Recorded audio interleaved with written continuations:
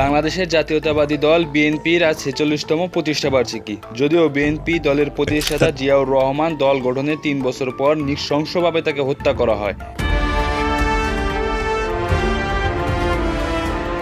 এবং পরে দল গঠনের দায়িত্ব পালন করেন তার স্ত্রী খালেদা জিয়া। যদিও ৪৬ বছরের মধ্যে দিয়ে বেশ কয়েকবার তার স্ত্রী খালেদা জিয়া প্রধানমন্ত্রীর দায়িত্ব পেয়ে দেশ পরিচালনা করেন এবং যখনই আওয়ামী লীগ সরকার নির্বাচনে জয়ী হয়ে দায়িত্ব পান সে থেকে প্রায় ১৫ বছর তারা জনতার বিরুদ্ধে গিয়ে শাসনকার্য পরিচালনা করেন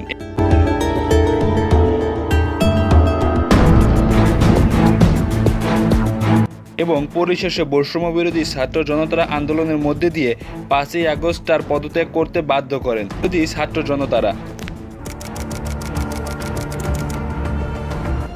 এখানে একটা বিষয় খুবই অবিশ্বাস্য, বাংলাদেশের রাজনৈতিক দলের মধ্যে শীর্ষ তালিকায় আছে বিএনপি, জামাত ও বহুদল, কিন্তু তারা ১৫ বছরের মধ্যে দিয়ে এত জল্পনা কল্পনার মধ্যে বাংলাদেশের সবচেয়ে পুরাতন রাজনৈতিক দল আওয়ামী লীগ সরকারকে তারা পতন ঘটাতে পারেনি, যা বৈষম্য বিরোধী ছাত্র জনতা কোটাকে কেন্দ্র করে ১৫ দিনের মাথায় তারা স্বৈরাচারী সরকারকে পদত্যাগ করতে এবং দেশ পালিয়ে যেতে তারা বাধ্য করে।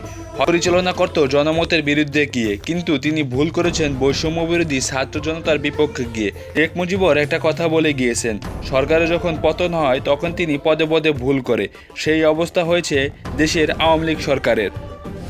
তা না হলে দেশের কোনো রাজনৈতিক দলই আওয়ামী লীগ সরকারের পতন ঘটাতে পারত না। সর্বশেষ একটা কথাই বলে দিতে চাই, রাজনৈতিক সংঘর্ষ বাদ দিয়ে আগামী দেশকে সুন্দরভাবে গড়ে তোলার প্রচেষ্টাই আমাদের লক্ষ্য।